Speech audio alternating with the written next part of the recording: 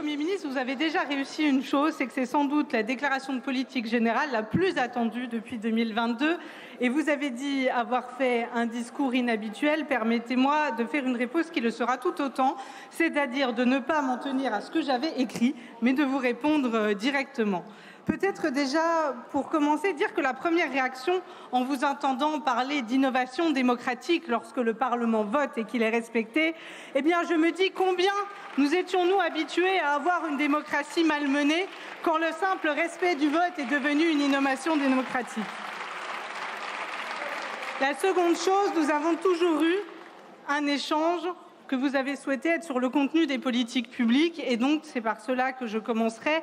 Vous avez fait le choix, et je le comprends, de ne pas embraser tous les sujets. Mais l'écologiste que je suis ne peut être qu'inquiète de ne pas avoir vu la question environnementale, la question de la biodiversité au cœur des priorités. Si, Monsieur le Premier ministre, vous savez combien cela impacte au quotidien, les vagues de chaleur et les morts que cela entraîne, les inondations qu'ont subies nombre de nos concitoyens. Aujourd'hui, ne pas agir de manière ferme contre le réchauffement climatique, c'est laisser laisser prospérer ces calamités environnementales. Et donc oui, cela est un regret. La deuxième chose, c'est, je veux dire mon inquiétude, car il y a aussi tout ce que vous n'avez pas dit pour ne pas froisser, et notamment des partenaires qui sont peu fiables.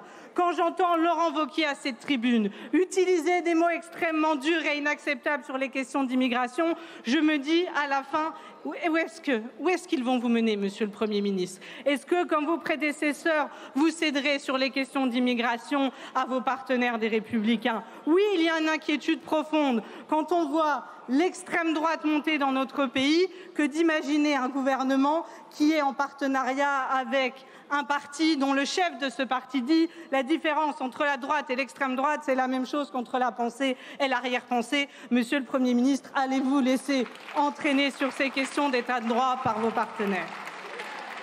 Enfin, vous l'avez dit, l'Assemblée demandait plusieurs choses. Pour les écologistes, il y avait le sujet environnemental, nous n'aurons pas eu de réponse. Puis il y avait les questions de justice sociale. Tout d'abord, je vais commencer par la question des retraites, celle qui était tant attendue, Monsieur le Premier ministre. Il faut quand même rappeler ce dont nous parlons.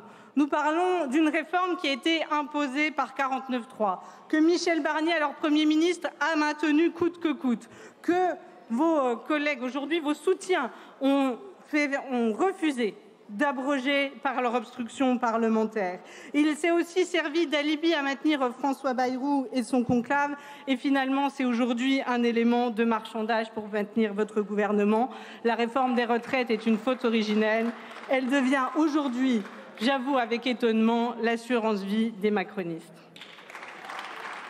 Alors, je vais être extrêmement claire. Si notre Assemblée peut voter, nous voterons la suspension des retraites. Car oui, il vaut mieux l'empêcher de se dérouler pendant 1 an et demi que de ne pas l'empêcher du tout. Et ce vote peut être une première étape vers l'abrogation, puisque oui, il y aura quelque chose à dire pendant la présidentielle, c'est que si nous ne voulons pas qu'au 1er janvier 2028, cette réforme, elle reprenne, si nous voulons un vote qui l'abroge, si nous voulons un vote qui la suspend réellement, ça sera un président de gauche et écologiste qui le fera.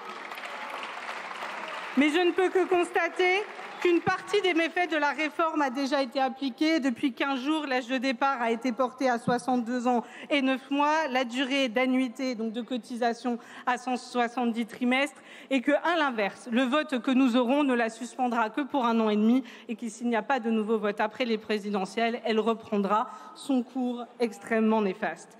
Donc ça, c'est une première chose pour nous. C'est une suspension, mais une petite suspension. Voilà. Sur une réforme qui n'avait pas de socle politique, c'est insuffisant. La deuxième chose, c'est l'obstination que vous avez sur la question des ultra-riches. J'entendais, là encore, vos partenaires parler de justice. Mais où est la justice quand aujourd'hui nous avons des dynasties qui font des profits outrageux et qui les soustraient à l'impôt? Je parle des familles Arnaud, des Hermès, des Wertmeyer, des Bettencourt et des Saadé, dont le patrimoine boursier a progressé de 400% en 6 ans. 400%, pendant que les gens n'arrivent pas à vivre de leur salaire. Les voilà qui s'engraissent et voilà un projet de budget bien faible sur cette question-là. Et oui, cela me tient aux tripes parce que, monsieur le Premier ministre, vous avez dit respecter cette Assemblée.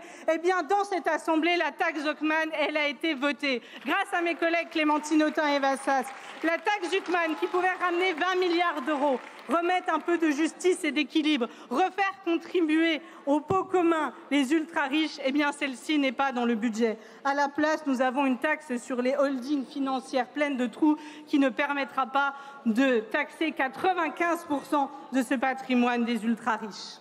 Alors vous allez continuer sans aucun doute la politique de l'offre qui coûte bien cher, des milliards d'euros distribués aux entreprises sans aucune contrepartie, qui vont dans les profits et non dans les emplois. Moi, je veux prendre 2 exemples pour vous expliquer que cette politique de l'offre, qui aujourd'hui a dilapidé de l'argent, qui a été menée depuis notamment 2017, qui a été défendue coûte que coûte par le président de la République, n'a rien amené. Premier exemple, Sanofi. 1 milliard d'euros de crédit d'impôt recherche en 10 ans et il a supprimé 3 500 emplois dans la recherche. Carrefour a bénéficié d'un allègement de cotisation d'1,5 milliard d'euros et dans le même temps, ses effectifs en France sont passés de 112 000 à 75 000 salariés. Voilà, beaucoup d'argent dépensé et bien peu d'emplois créés. Aujourd'hui, cette politique-là, vous allez la continuer. Elle a creusé des déficits et c'est les Français qui vont payer. Et ce que vous n'avez pas dit dans votre discours de politique générale, c'est ce qu'il y a aujourd'hui dans les projets de budget que vous avez présentés. C'est par exemple le gel des prestations sociales, notamment des pensions de retraite. C'est la sous-indexation des retraites de 0,4 points par rapport à l'inflation jusqu'en 2030. 2030, bien après la suspension de la réforme des retraites. Limiter la durée des prescriptions initiales d'arrêt maladie. L'augmentation des franchises médicales. Car ce que vous ne dites pas, monsieur le Premier ministre, et si vous êtes prêt à discuter de tout, vous avez quand même réaffirmé une trajectoire extrêmement claire, celle de l'austérité, que vous cachez derrière maîtrise des dépenses publiques, le refus d'augmenter les impôts pour les plus riches, et que vous parlez de la fameuse réforme de l'État. Ça veut dire de nouveau enlever des professeurs et des médecins. Voilà la réalité derrière votre novlangue macroniste. Enfin, monsieur le Premier ministre, il y a les questions de fond et il y a les questions démocratiques. Nous avons eu au sein du groupe écologiste et social des débats. Il n'y avait pas de vote évident sur la question de la censure. Vous l'avez vu, nous sommes profondément opposés aux orientations de votre gouvernement.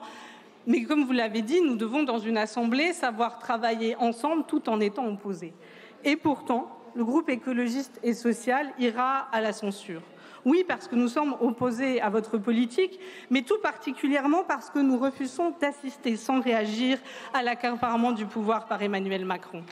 Monsieur le Premier ministre, vous devez reconnaître aujourd'hui, regardez autour de vous, il est bien loin, le temps où il y avait 361 sièges occupés par des soutiens du président de la République. Aujourd'hui, vous avez finalement 2 groupes qui sont en soutien du président de la République et qui sont largement affaiblis en nombre de parlementaires.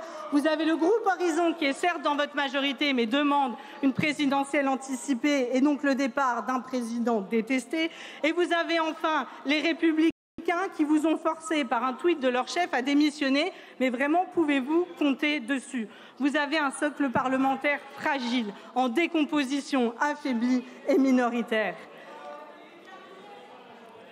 En d'autres termes, vous avez réussi une seule chose, c'est sans doute de nommer à votre gouvernement des visages jusqu'alors inconnus, laissant l'espoir que, comme vous l'avez dit, il serait détaché des partis. Mais finalement, ce n'est pas un gouvernement détaché des partis que vous avez constitué, mais un gouvernement subordonné à Emmanuel Macron.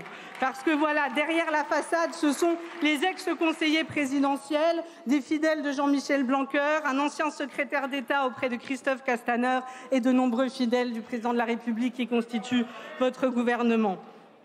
Alors voilà. Non, nous refusons cette mascarade qui consiste à dire qu'on a tout changé pour rien changer, car cela a un prix, et un prix qui est élevé. C'est celui de l'affaiblissement du fondement le plus précieux de notre République, la confiance des citoyens envers celles et ceux qui les ont élus pour les représenter. Cette confiance, vous le sentez, elle s'affaiblit.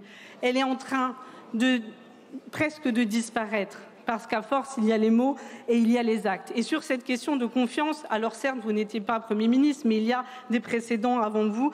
Je n'ai plus le temps d'y revenir. La dernière chose que je voudrais dire, puisque quand on suit passé note, forcément, le temps court, c'est vous êtes gaulliste. Eh bien voilà, vous m'avez cité le discours de Bayeux, je suis donc allée le lire, Monsieur le Premier ministre. Il y avait cette phrase du général de Gaulle. Le trouble dans l'État a pour conséquence inéluctable la désaffection des citoyens à l'égard des institutions. Il suffit alors d'une occasion pour faire apparaître la menace de la dictature. Nous n'en sommes pas là, mais aujourd'hui, le trouble de l'État, c'est vous. C'est le refus d'Emmanuel Macron de lâcher les rênes d'un pouvoir.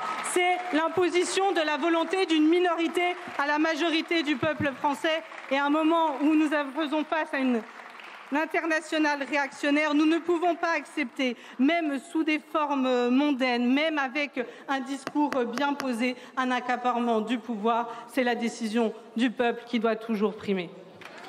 Merci beaucoup, Madame la Présidente Châtelain.